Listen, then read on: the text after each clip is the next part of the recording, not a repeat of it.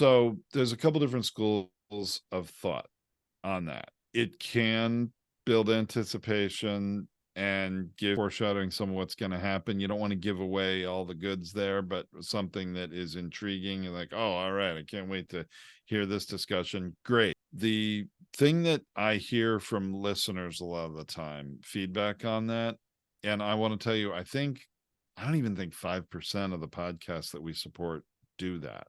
It's not as common. That doesn't mean it's wrong at all.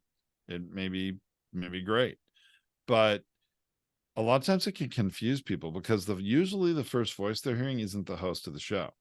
It's someone else, and it's not always in context either. So it can confuse the listeners. Like, wait a second, did I push play on the right podcast episode? And they're looking around. And I think that's because a lot of people who do it are not discerning. They're not making smart choices for their business. They're not specifying it. They're leaving it up to us or to their producer. And they're not, and we're going to pick the soundbite that is going to be like the best, like sounding soundbite, not the necessarily best lead in to the episode. That is only something you can do. The one that leaves that message and impression that you want to do. And if you're not willing to select that, then you really shouldn't be doing this model. Now, it does work better on video.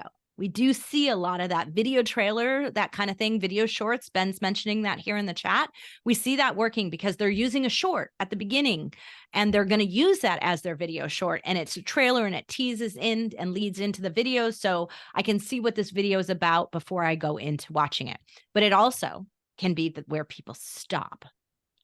And they're like, okay, I got enough. Like, so you have to be really careful. We've also seen it down playthrough rate when you do a more, I'm going to call it an expansive teaser. As a listener, I'd say most people just don't do it well.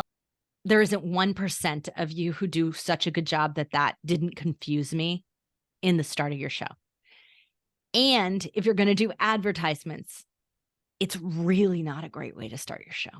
It's now very disjointed if you have that, some intro music, and then an ad.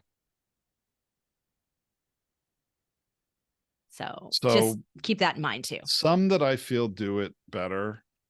It's never the guest, it's the host. The host comes on and says, hey, Future Band listeners, today we're going to talk about this. I've got this guest, and oh my gosh, it was fantastic. You're going to love it when she talks about this. So let's get on with the show and then get to it. That's that teaser trailer model. Then you could run your pre-recorded little intro and then get right to it. It's just a different way of organizing the content and presenting it to the listener.